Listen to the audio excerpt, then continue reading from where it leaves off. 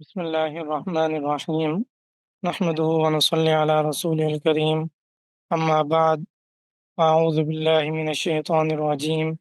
بسم الله الرحمن الرحيم. ہمارے اس محفل اور مجلس کا موضوع حضرت سیدنا جریر بن عبداللہ بجلی رضی اللہ تعالی عنہ ہے۔ حضرت سیدنا جریر بن عبداللہ بجلی رضی اللہ تعالی عنہ بجیلہ قوم سے تعلق رکھتے تھے، اور یہ جو بجیلہ قوم ہے یہ اصلاً قحطانی ہے۔ بعض لوگ ان کا تعلق عدنان سے بھی جوڑتے ہیں، اور قحطان وہ اصلی العرب ہیں، گویا کہ بجیلہ قوم بھی اصلاً عربی ہے۔ اور جو یہ باجیلہ قوم تھی اس کی بہت سی شاخیں رسول اللہ صلی اللہ علیہ وسلم کے زمانے میں بھی تھی، اس سے پہلے بھی، اس کے بعد تک رہیں، اور اب تک بھی اس قوم کے افراد مختلف ممالک میں موجود ہیں۔ رسول اللہ صلی اللہ علیہ وسلم کے زمانے میں بھی یہ قوم بہت پھیلی ہوئی تھی، اور اس قوم کی آپس میں لڑائیاں بھی بہت زیادہ چلی تھی۔ کچھ لوگ یمن میں تھے، کچھ لوگ طائف میں تھے، کچھ لوگ شام کی طرف تھے، کچھ لوگ عراق کے علاقوں میں تھے۔ اس وقت رسول اللہ صلی اللہ علیہ وسلم نے ارادہ فرمایا تھا، اور حضرت سیدنا جریر بن عبداللہ بجلی رضی اللہ تعالیٰ عنہ سے فرمایا تھا کہ میرا ارادہ یہ ہے کہ بجیلہ قوم کو جمع کیا جائے اور اس پر آپ کو امیر بنا دیا جائے، کیونکہ ان میں آپس میں اختلافات بھی تھے اور لڑائیاں بھی بہت زیادہ چل رہی تھیں۔ لیکن یہ بالکل آخری زمانے میں اسلام میں داخل ہوئے تھے، اس لیے وہ موقع نہیں مل سکا۔ پھر حضرت سیدنا ابوبکر صدیق رضی اللہ تعالیٰ عنہ کے دور خلافت میں مرتدین کے خلاف جہاد میں زیادہ وقت گزرا، تب بھی یہ کوشش کی گئی لیکن یہ کام نہ ہوا۔ پھر حضرت سیدنا عمر فاروق رضی اللہ تعالیٰ عنہ کے دور خلافت میں یہ کام سر انجام پایا۔ حضرت سیدنا جریر بن عبداللہ بجلی رضی اللہ تعالیٰ عنہ نے رسول اللہ صلی اللہ علیہ وسلم کا وعدہ انہیں یاد دلایا، تو انہوں نے بجیلہ قوم کی جتنی بھی شاخیں تھیں، مختلف ملکوں میں، شہروں میں، جگہوں میں پھیلی ہوئی تھی، ان سب کو اکٹھا کیا اور ان سب کا امیر حضرت سیدنا جریر بن عبداللہ بجلی رضی اللہ تعالیٰ عنہ کو بنایا۔ اور اس کے بعد جہاں کہیں بھی فوج کی ضرورت ہوتی، عراق کی لڑائیوں میں، شام کی لڑائیوں میں، حضرت سیدنا عمر فاروق رضی اللہ تعالیٰ عنہ حضرت سیدنا جریر بن عبداللہ بجلی رضی اللہ تعالیٰ عنہ کو ان کی قوم کے ساتھ بھیج دیا کرتے تھے۔ یہ بھی حضرت سیدنا جریر بن عبداللہ بجلی رضی اللہ تعالیٰ عنہ کی زندگی کا ایک اہم ترین پہلو ہے، اور خیر خواہی کا عنصر یہاں پر بھی غالب ہے، جو ہمیں واضح طور پر نظر آتا ہے، دکھتا ہے، اور آپ کی برکت سے پوری قوم متحد ہو گئی۔ ذوالخلصہ کے چھٹکارا دلایا انہوں نے۔ پھر حجۃ الوداع میں رسول اللہ صلی اللہ علیہ وسلم کے ساتھ شریک رہے۔ رسول اللہ صلی اللہ علیہ وسلم نے حجۃ الوداع کے موقع پر جب خطبہ دینے کا ارادہ فرمایا، اور افراد کی کثرت کی وجہ سے، رش کی وجہ سے باتیں بہت زیادہ ہو رہی تھی، شور بہت زیادہ ہو رہا تھا، حضرت سیدنا جریر بن عبداللہ بجلی رضی اللہ تعالیٰ عنہ اپنے قد کاٹ کے اعتبار سے، اپنی خوبصورتی کے اعتبار سے صحابہ کرام رضوان علیہم اجمعین میں بہت فائق تھے، اور کتب میں لکھا ہے کہ حضرت سیدنا جریر بن عبداللہ بجلی رضی اللہ تعالیٰ عنہ کا جو قد تھا وہ 6 فٹ 6 ذراع تک تھا، اور آپ رضی اللہ تعالیٰ عنہ کی جو چپل تھی وہ 1 ذراع کی تھی۔ بہت جمال والے، خوبصورت تھے۔ اسی وجہ سے تو حضرت سیدنا عمر فاروق رضی اللہ تعالیٰ عنہ نے آپ رضی اللہ تعالیٰ عنہ کو لقب دیا تھا یوسف هذه الامہ، یہ اس امت کے یوسف ہیں۔ اس امت کے یوسف ہونے کا مطلب یہ ہے، حضرت سیدنا عمر فاروق رضی اللہ تعالیٰ عنہ سے پوچھا گیا تو عرض کیا کہ ہم نے آج تک جتنی خوبصورتی حضرت سیدنا یوسف علیہ الصلاۃ والسلام کے متعلق سنی ہے، اس سے زیادہ کسی اور کی خوبصورتی کی نہیں سنی، لیکن اس کے بعد اگر ہم نے کسی کو خوبصورت دیکھا ہے تو وہ حضرت سیدنا جریر بن عبداللہ بجلی رضی اللہ تعالیٰ عنہ کو دیکھا۔ اور علماء نے تو یہاں پر یہ نقطہ بھی بیان فرمایا ہے کہ حضرت سیدنا جریر بن عبداللہ بجلی رضی اللہ تعالیٰ عنہ کا تعلق حضرت سیدنا یوسف علیہ الصلاۃ والسلام کے ساتھ صرف ظاہری طور پر شکل و صورت اور شباہت کے اعتبار سے نہیں تھا، قد کاٹ کے اعتبار سے نہیں تھا، خوبصورتی کے اعتبار سے نہیں تھا، بلکہ اس کے ساتھ ساتھ اعمال کے اندر بھی، اطوار کے اندر بھی، اخلاق کے اندر بھی حضرت سیدنا جریر بن عبداللہ بجلی رضی اللہ تعالیٰ عنہ حضرت سیدنا یوسف علیہ الصلوۃ والسلام کے ساتھ بہت زیادہ میل کھاتے تھے۔ اور آپ اگر دونوں کی سیرت اپنے سامنے رکھیں، حضرت سیدنا یوسف علیہ الصلوۃ والسلام کی زندگی کو دیکھیں کہ یوسف علیہ الصلوۃ والسلام نے اپنے متاتوں کے ساتھ کس طرح خیر خواہی کی، حسد کرنے والے بھائیوں کو معاف کر دیا، لا تثریب علیکم اليوم، اور انہیں ساز و سامان فراہم کیا، اور پھر مصر کے امیر مقرر ہوئے، بیت المال کے امیر مقرر ہوئے، اور اسے آپ نے اچھے طریقے سے اس کا انتظام سنبھالا اور تقسیم کیا، رفاعی کاموں میں بڑھ چڑھ کر حصہ لیا۔ اسی طرح حضرت سیدنا جریر بن عبداللہ بجلی رضی اللہ تعالیٰ عنہ کے آپ رفاعی خدمات دیکھیں گے تو آپ کو دونوں میں جوڑ نظر آئے گا۔ تو اللہ تبارک و تعالیٰ نے حضرت سیدنا جریر بن عبداللہ بجلی رضی اللہ تعالیٰ عنہ کو اور حضرت سیدنا یوسف علیہ الصلوۃ والسلام کو ایک خاص تعلق اور خاص نسبت عطا فرمائی تھی۔ رسول اللہ صلی اللہ علیہ وسلم اپنے صحابہ اکرام رضوان علیہم اجمعین میں جب کوئی خاص شان دیکھتے تو گزشتہ لوگوں، نیک لوگوں کے ساتھ ان کی نسبت طے کر دیتے، یعنی یہ صحابی فلاں نبی کی طرح ہیں، یہ صحابی فلاں نبی کی طرح ہیں۔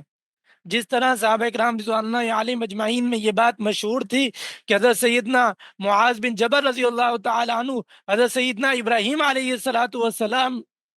کے ساتھ میل کھاتے ہیں، ان کے اوصاف ایک دوسرے کے ساتھ جڑے ہوئے ہیں۔ اسی طرح حضرت سیدنا جریر بن عبداللہ بجلی رضی اللہ تعالی عنہ کی جو خدمات ہیں، جو اخلاق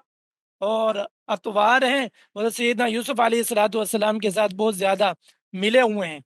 حجۃ الوداع کے موقع پر یہ رسول اللہ صلی اللہ علیہ وسلم کے ساتھ شریک تھے۔ رسول اللہ صلی اللہ علیہ وسلم نے انہیں یہ ذمہ داری سپرد کی تھی۔ جب خطبہ ارشاد کرنے کا ارادہ فرمایا تھا تو فرمایا یا جریر استنصت الناس، کہ لوگوں کو خاموش کرواؤ، کہ لوگوں کو خاموش کروانے کا جو کام تھا وہ رسول اللہ صلی اللہ علیہ وسلم نے ان کے سپرد کر دیا۔ سیدنا جریر بن عبداللہ بجلی رضی اللہ تعالی عنہ اور رسول اللہ صلی اللہ علیہ وسلم کے ساتھ ایک بہت دلچسپ علمی واقعہ ہے، جسے دیکھ کر بعد کے تابعین بہت زیادہ خوش ہوا کرتے تھے۔ حضرت سیدنا جریر بن عبداللہ بجلی رضی اللہ تعالی عنہ سے ایک روایت مروی ہے کہ انہوں نے رسول اللہ صلی اللہ علیہ وسلم کو دیکھا کہ رسول اللہ صلی اللہ علیہ وسلم نے قضائے حاجت فرمائی، اس کے بعد وضو کیا اور اپنے موزوں پر مسح کیا۔ یہ روایت تو دیگر صحابہ اکرام رضوان علیہم اجمعین سے بھی مروی ہے، لیکن حضرت سیدنا جریر بن عبداللہ بجلی رضی اللہ تعالی عنہ سے منقول ہونے میں اس میں ایک خاص اشارہ ہے، ایک خاص علمی نقطہ ہے۔ وہ خاص علمی نقطہ یہ ہے کہ سورۃ المائدہ کی آیت الوضو جو ہے، یا ایھا الذین آمنوا اذا قمتم الی الصلاۃ فاغسلوا وجوہکم وایدیکم الی المرافق وامسحوا برؤوسکم وارجلکم الی الکعبین، یہ جو آیت کریمہ اسے آیت الوضو کہا جاتا ہے، سورۃ المائدہ کے اندر ہے، اور اس آیت کریمہ میں وضو کے 4 فرائض بیان کیے گئے ہیں۔ فاغسلوا وجوہکم وایدیکم الی المرافق، کہ چہرے کو دھونا ہے اور ہاتھوں کو دھونا ہے، وَامْسَحُوا بِرُؤُوسِكُمْ وَأَرْجُلَكُمْ، اور اپنے سر کے بالوں پر مسح کرنا ہے اور پاؤں کو دھونا ہے۔ یہ 4 جو فرائض ہیں وضو کو وہ اس میں بیان کیے گئے۔ اور یہ جو آیت کریمہ نازل ہوئی تھی یہ آخر زمانے میں نازل ہوئی تھی، اور مسح الخفین یعنی موزوں پر جو مسح کیا جانا ہے یہ پہلے کیا جاتا تھا، اور جب یہ آیت کریمہ نازل ہوئی اور اس کے اندر واضح طور پر حکم آیا کہ پاؤں کو دھونا ہے، تو بعد کے تابعین کو یہ خیال ہوا کہ اس آیت کریمہ کی وجہ سے موزوں پر مسح کرنا گویا کہ منسوخ ہو گیا، کیونکہ جن صحابہ کرام رضوان علیہم اجمعین سے مسح الخفین کی روایات منقول تھی وہ متقدمین صحابہ کرام رضوان علیہم اجمعین تھے۔ آیت الوضو کے نازل ہونے کے بعد آخری زمانے میں کسی صحابی سے روایت مروی نہیں تھی، لیکن جب حضرت سیدنا جریر بن عبداللہ بجلی رضی اللہ تعالی عنہ نے یہ روایت تابعین کو سنائی کہ میں نے خود دیکھا ہے رسول اللہ صلی اللہ علیہ وسلم کو وضو کرتے ہوئے اور موزوں پر مسح کرتے ہوئے، تو شرح صدر ہو گیا اس بات پر کہ آیت الوضو کے بعد بھی موزوں پر مسح کیا جائے گا۔ امام حسن بصری رحمہ اللہ، امام زہری رحمہ اللہ اور ان جیسے دیگر محدثین بہت زیادہ خوش ہو جایا کرتے تھے جب یہ روایت سنتے تھے اور بیان کرتے تھے، اور فرمایا کرتے تھے کہ جریر بن عبداللہ بجلی رضی اللہ تعالی عنہ آخری مسلمانوں میں سے ہیں، اگر انہوں نے یہ بات دیکھی ہے رسول اللہ صلی اللہ علیہ وسلم میں، تو اس کا مطلب یہ ہے کہ آیت الوضو سے مسح الخفین کا حکم منسوخ نہیں ہوا، وہ اب تک باقی ہے۔ اس لیے امام ابو حنیفہ رحمہ اللہ تعالی نے اہل سنت کی یہ علامت قرار دی کہ اہل سنت وہ لوگ ہوں گے کہ جن کے اندر یہ علامت ہوگی کہ وہ مسح الخفین کو مانتے ہوں گے، کیونکہ کچھ فرقے ایسے ہیں جو مسح الخفین کو مانتے ہی نہیں ہیں۔ تو حضرت امام ابو حنیفہ رحمہ اللہ نے یہ علامت بتا دی کہ اہل سنت والجماعت میں سے وہ لوگ ہوں گے کہ جو مسح الخفین کو مانتے ہوں گے۔ اسی طرح رسول اللہ صلی اللہ علیہ وسلم کے ساتھ ان کا ایک اور خاص واقعہ بھی ہے۔ آپ نے ایک مشہور زمانہ، بدنام زمانہ، مدعی نبوت اسود عنسی کا نام سنا ہوگا۔ یمن کا رہنے والا تھا اور اس نے نبوت کا دعویٰ کیا تھا۔ اس کے پیروکار اور اس کے ماننے والے بڑھتے جا رہے تھے، تو اس کی سرکوبی کے لیے رسول اللہ صلی اللہ علیہ وسلم نے حضرت سیدنا جریر بن عبداللہ بجلی رضی اللہ تعالی عنہ کو یمن کی طرف بھیجا تھا، اور یہ خط دے کر بھیجا تھا کہ یمن کے بعض قبائل کے جو سردار تھے، جیسے کہ ایک صحابی تھے ذوالقلاع، ایک صحابی تھے ذو ظلیم، ایک صحابی فیروز دہلمی رضی اللہ تعالی عنہ، ان کی طرف پیغام بھیجا اور کہا کہ اسود عنسی کا تعاقب کرنا ہے، اس کے لیے رسول اللہ صلی اللہ علیہ وسلم آپ حضرات کا تعاون چاہتے ہیں۔ ان تمام حضرات نے رسول اللہ صلی اللہ علیہ وسلم کے پیغام کو سر آنکھوں پر رکھا اور اس کی سرکوبی کی، اور فیروز دہلمی رضی اللہ تعالی عنہ نے جا کر اسود عنسی کو قتل کر دیا۔ تو گویا کہ ختم نبوت کے کام میں بھی حضرت سیدنا جریر بن عبداللہ بجلی رضی اللہ تعالی عنہ کا ایک اہم کردار ہے کہ انہوں نے جا کر خط دیا، رسول اللہ صلی اللہ علیہ وسلم کے قاصد بن گئے۔ یہ بھی امت کے لیے کس قدر بڑی خیر خواہی ہے۔ رسول اللہ صلی اللہ علیہ وسلم کے ساتھ کتنی کم مدت گزری، لیکن آپ دیکھیں کہ رسول اللہ صلی اللہ علیہ وسلم نے کتنے بڑے کام ان سے لے لیے۔ اس کم مدت کے اندر انہوں نے حضرت رسول اللہ صلی اللہ علیہ وسلم کے ساتھ اتنا وقت گزارا اور اتنی چیزوں میں مشغول اور مصروف ہو گئے کہ ایک لمحہ بھی ضائع نہیں کیا۔ ایسا لگتا ہے واقعات کو پڑھتے ہوئے کہ کئی عرصہ رسول اللہ صلی اللہ علیہ وسلم کے ساتھ رہے ہوں۔ رسول اللہ صلی اللہ علیہ وسلم کا وصال ہو گیا، اس کے بعد سیدنا ابوبکر صدیق رضی اللہ تعالیٰ عنہ کا دور خلافت آیا۔ آپ وہ دعا تو اور رسول اللہ صلی اللہ علیہ وسلم کی بشارت تو سن چکے ہیں۔ ایک تو انہیں دعا دی تھی کہ یہ ماہر ترین گھڑ سوار بن جائیں، یہ ماہر ترین گھڑ سوار بن گئے، اور رسول اللہ صلی اللہ علیہ وسلم نے بشارت دی تھی کہ ان کے چہرے پر بادشاہت کے اثرات ہیں، یہ امیر بننے کے لائق ہیں، ان کے اندر وہ صفات اور وہ لیاقت موجود ہے جو ایک قائد کے اندر ہونی چاہیے۔ تو خلفائے راشدین کے زمانے میں آپ کی قائدانہ جو خدمات ہیں وہ اس قدر زیادہ ہیں کہ ہر مارکے کے اندر آپ کو حضرت سیدنا جریر بن عبداللہ بجلی رضی اللہ تعالیٰ عنہ قائدانہ مہارتیں دکھاتے ہوئے نظر آئیں گے۔ سیدنا ابوبکر صدیق رضی اللہ تعالیٰ عنہ کے دور خلافت میں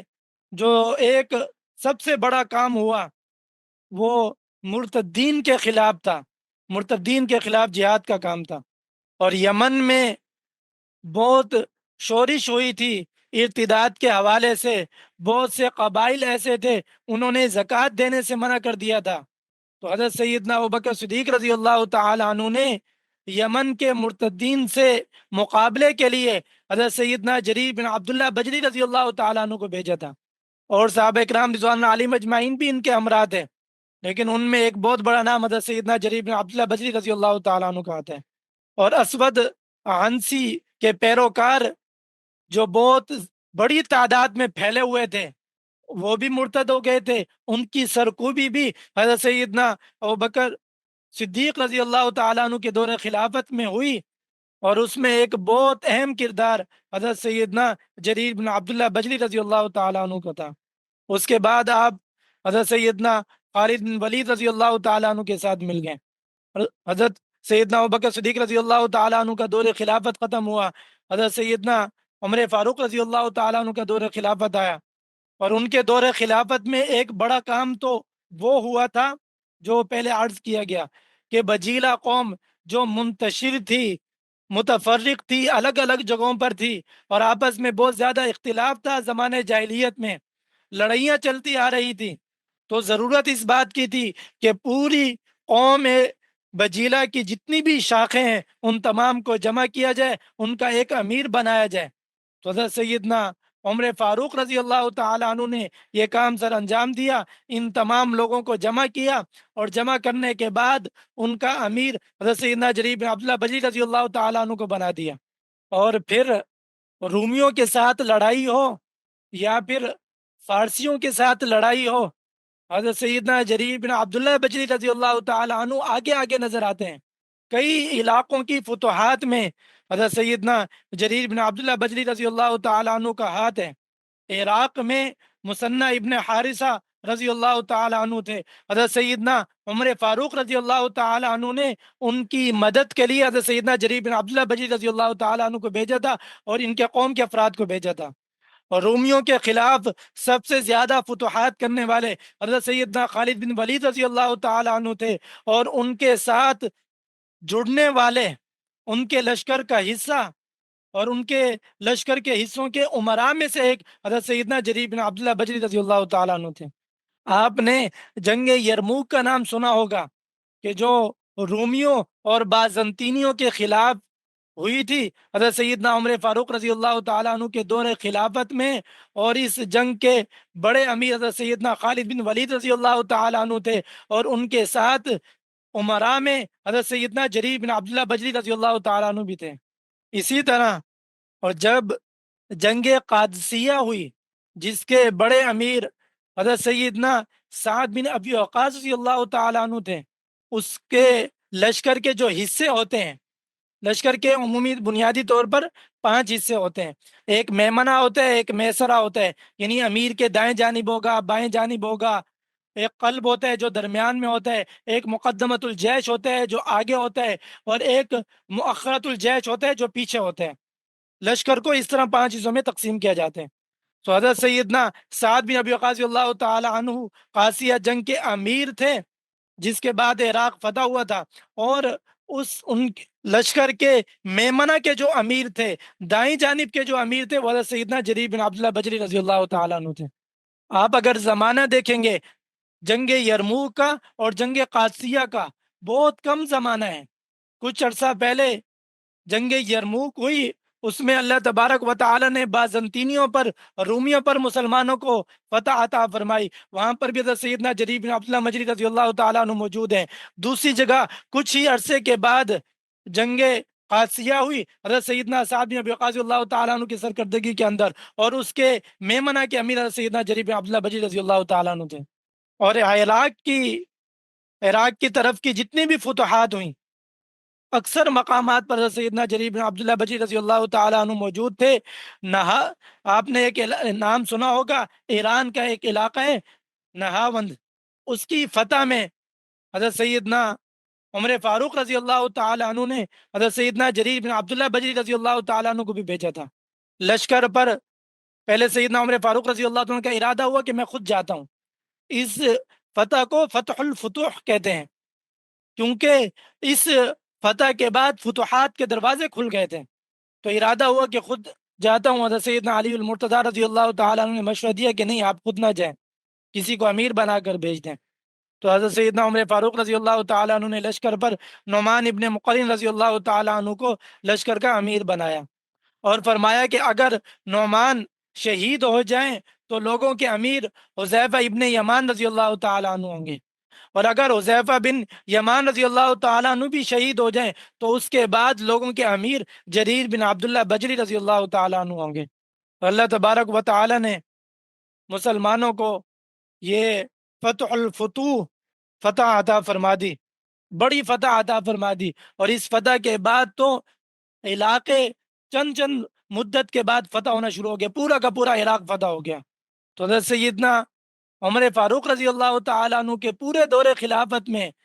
عراق کی طرف کی جتنی جنگیں ہیں، روم کی طرف کی جنگیں ہیں، تو ان کے اندر ایک اہم کردار حضرت سیدنا جریر بن عبداللہ بجلی رضی اللہ تعالیٰ عنہ کا رہا ہے۔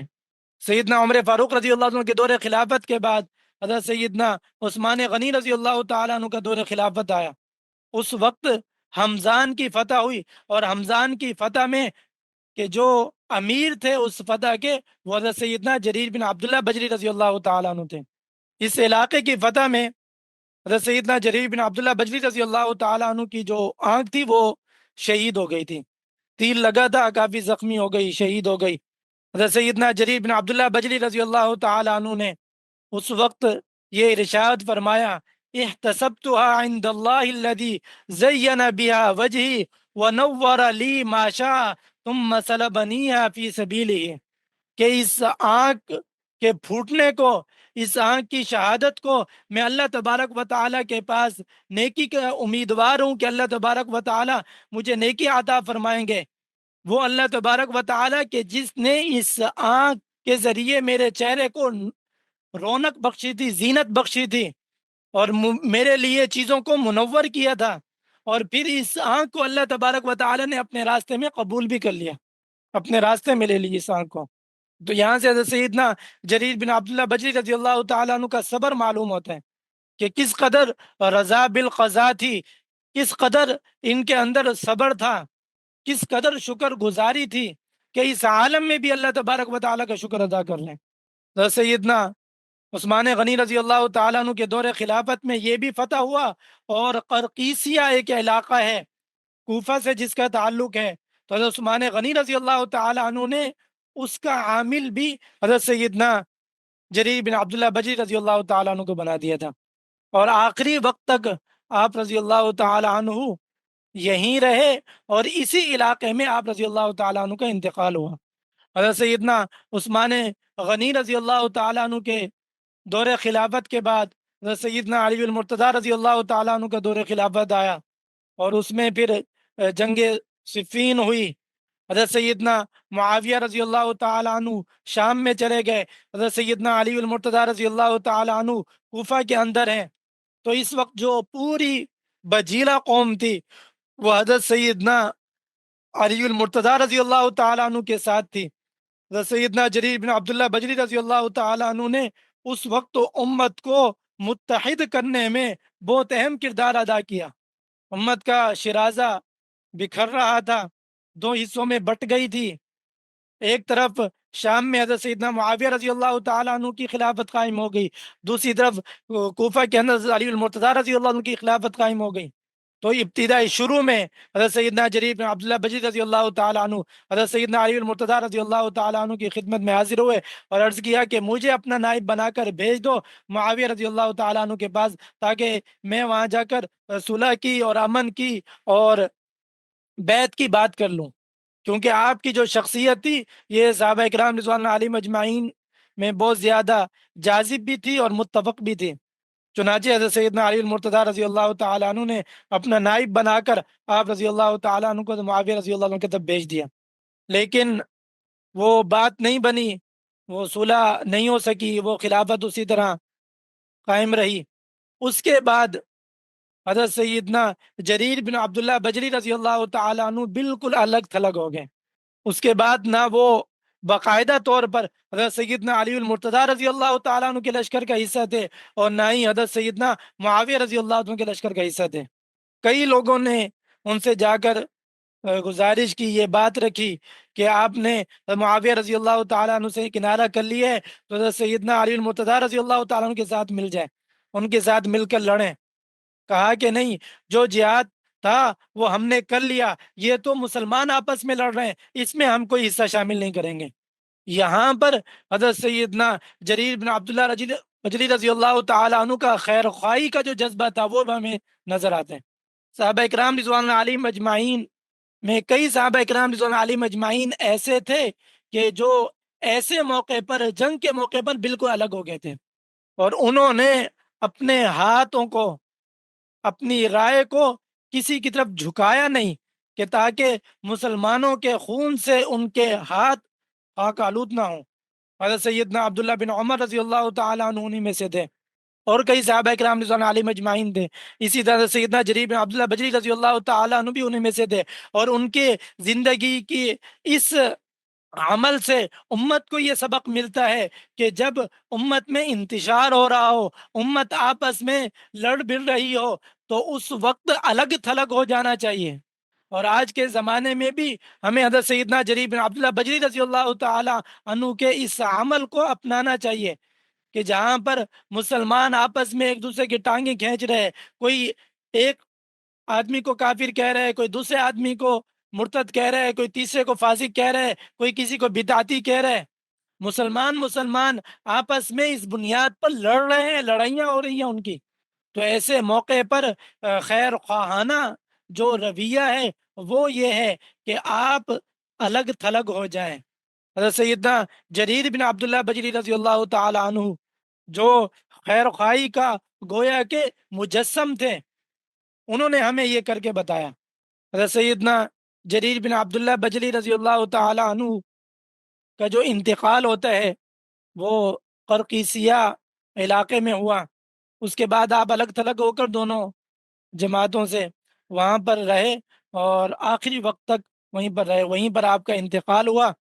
ایک روایت میں ہے کہ 51 ہجری کے اندر، اور ایک روایت میں ہے کہ 54 ہجری میں آپ رضی اللہ تعالیٰ عنہ کا انتقال ہوا۔ اس وقت حضرت سیدنا معاویہ رضی اللہ تعالیٰ عنہ کا دور خلافت چل رہا تھا۔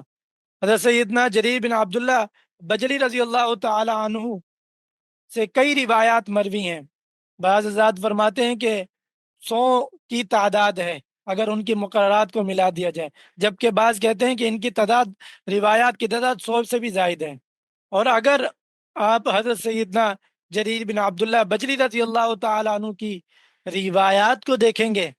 تو آپ کو ان روایات میں حضرت سیدنا جریر بن عبداللہ بجلی رضی اللہ تعالیٰ عنہ کے اس خصوصی وصف کا عنصر ضرور نظر آئے گا۔ یہ ایک ذوق ہے، ہر ایک کا اپنا الگ الگ میدان تھا صحابہ کرام رضوان علیہم مجمعین میں سے، کسی کے اندر ایک وصف غالب تھا، کسی کے اندر دوسرا وصف غالب تھا۔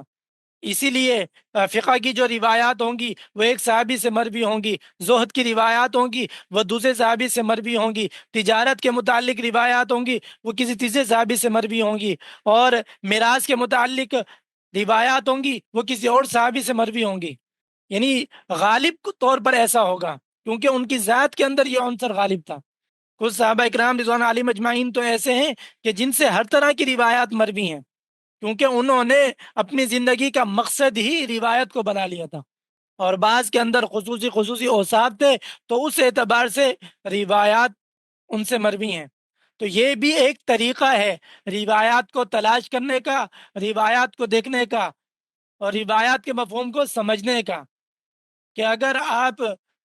روایت کے مفہوم کو سمجھنا چاہتے ہیں، روایت کی مجسم شکل دیکھنا چاہتے ہیں، تو جس صحابی سے جو روایت مروی ہے اس کی زندگی کو اٹھا کر دیکھ لیں تو آپ کو روایات کی تشریح سمجھ میں آنا شروع ہو جائے گی۔ جس طرح قرآن کریم کی تفسیر کو اگر دیکھنا ہے، قرآن کریم کو مجسم شکل میں دیکھنا ہے، تو رسول اللہ صلی اللہ علیہ وسلم کو دیکھنا ہوگا، اور رسول اللہ صلی اللہ علیہ وسلم کی روایات کو مجسم شکل میں دیکھنا ہے تو صحابہ کرام رضوان علیہم اجمعین کی زندگیوں کو دیکھنا ہوگا۔ ان کی چند ایک روایات تو کل گزر چکی ہیں جن کے اندر وہ نصیحت کا غلبہ ہے کہ النصح لکل مسلم۔ کئی روایات آپ رضی اللہ تعالیٰ عنہ سے اس باب میں مروی ہیں۔ اسی طرح ایک خاص روایت آپ رضی اللہ تعالیٰ عنہ سے یہ بھی مروی ہے کہ میں نے رسول اللہ صلی اللہ علیہ وسلم سے سنا کہ وہ فرما رہے تھے ان اللہ عز وجل لا يرحم من لا يرحم الناس، کہ اللہ تبارک و تعالی اس شخص پر رحم نہیں کرتے جو لوگوں پر رحم نہیں کرتا۔ اور اس کے اندر دعوت ہے لوگوں کے ساتھ خیر خواہی کرنے کے، لوگوں کے ساتھ رحم کرنے کا، اور لوگوں کے ساتھ خیر خواہی کس طرح کرنی ہے، لوگوں کے ساتھ رحم کس طرح کرنا ہے۔ تو آپ حضرت سیدنا جریر بن عبداللہ بجلی رضی اللہ تعالیٰ عنہ کی زندگی کو دیکھیں تو آپ کو نظر آنا شروع ہو جائے گا کہ خیر خواہی کرنا کسے کہتے ہیں، اپنے بڑوں کے ساتھ خیر خواہی کس طرح ہوتی ہے، چھوٹوں پر رحم کس طرح ہوتا ہے۔ اور اسی طرح آپ سے روایت مروی ہے مسال خفین کی، اس کے اندر بھی آپ کو بتا دیا کہ کتنی بڑی خیر خواہی ہے امت کے ساتھ۔ اسی طرح آپ کی ایک روایت ہے، فرماتے ہیں کہ ما حجبنی عنہ رسول اللہ صلی اللہ علیہ وسلم منذ اسلمت ولا رآنی الا تبسما، کہ رسول اللہ صلی اللہ علیہ وسلم نے کبھی بھی مجھ سے پردہ نہیں کیا، کبھی پیٹھ نہیں پھیری مجھ سے، اور جب بھی مجھے دیکھتے تو مسکرا اٹھتے۔ تو کتنی بڑی خیر خواہی کا سبق دے دیا کہ رسول اللہ صلی اللہ علیہ وسلم کا جو عمل تھا اپنے صحابہ کرام رضوان علیہم اجمعین کے ساتھ، تو وہ اس طرح تھا کہ مسکرا کر ملا کرتے تھے، ان سے اعراض نہیں کیا کرتے تھے۔ حضرت سیدنا جریر بن عبداللہ بجلی رضی اللہ تعالیٰ عنہ کی زندگی کے اندر بھی یہ عنصر غالب نظر آتا ہے۔ تو ہمیں چاہیے کہ ہم اپنے بھائیوں کے ساتھ، مسلمان بھائیوں کے ساتھ، اپنے چھوٹوں کے ساتھ، اپنے بڑوں کے ساتھ مسکرا کر ملیں۔ جب رسول اللہ صلی اللہ علیہ وسلم کا اپنے صحابہ کے ساتھ یہ والا تعلق ہے، رسول اللہ صلی اللہ علیہ وسلم کا مقام کہاں، صحابہ کرام رضوان علیہم اجمعین کا مقام کہاں؟ تو ہم تو برابر سرابر کے لوگ ہیں سارے کے سارے۔ تو ہم جب کسی سے ملیں اور ملتے ہوئے ہمارے چہرے کی رنگت بدلی ہوئی ہو، مسکراہٹ نہ ہو، تو کس قدر خطرناک بات ہے۔ اسی لیے رسول اللہ صلی اللہ علیہ وسلم نے فرمایا کہ یہ بھی صدقہ ہے کہ آپ کسی مومن کے ساتھ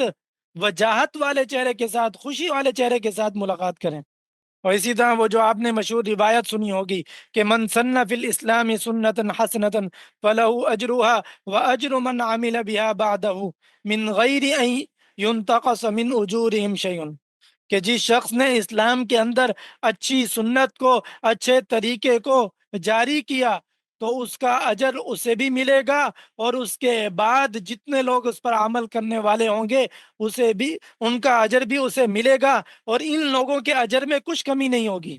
یہ روایت بھی جس طرح دیگر صحابہ کرام رضوان علی مجمعین سے مروی ہے، حضرت سیدنا جریر بن عبداللہ بجلی رضی اللہ تعالیٰ عنہ سے بھی مروی ہے۔ دیگر بہت سی روایات ہیں، اگر آپ نے ان کی روایات کو دیکھنا ہے تو مسند احمد، امام احمد حنبل رحمہ اللہ کی جو کتاب ہے، اس کے اندر جریر بن عبداللہ بجلی رضی اللہ تعالیٰ عنہ کی روایات الگ سے سب لکھی ہوئی ہیں، کیونکہ ہر صحابی کی روایت الگ الگ ہے۔ تو جریر بن عبداللہ بجلی رضی اللہ تعالیٰ عنہ کی روایات آپ پڑھنا شروع کر دیں۔ آج کل تو مسند احمد کا ترجمہ بھی مل جاتا ہے، مختلف ایپوں پہ بھی مل جاتا ہے، اور آپ کے ارد گرد اگر علماء ان کے پاس جائیں، انہیں کہیں کہ ہمیں جریر بن عبداللہ بجلی رضی اللہ تعالیٰ عنہ کی جو روایات ہیں مسند احمد کے اندر، وہ ہمیں پڑھ کر سنائیں، تو آپ کو انشاءاللہ نور بھی نصیب ہوگا حدیث مبارکہ کا۔ سیدنا جریر بن عبداللہ بجلی رضی اللہ تعالیٰ عنہ کی زندگی کا جو یہ اہم ترین پہلو ہے، خیر خواہی والا،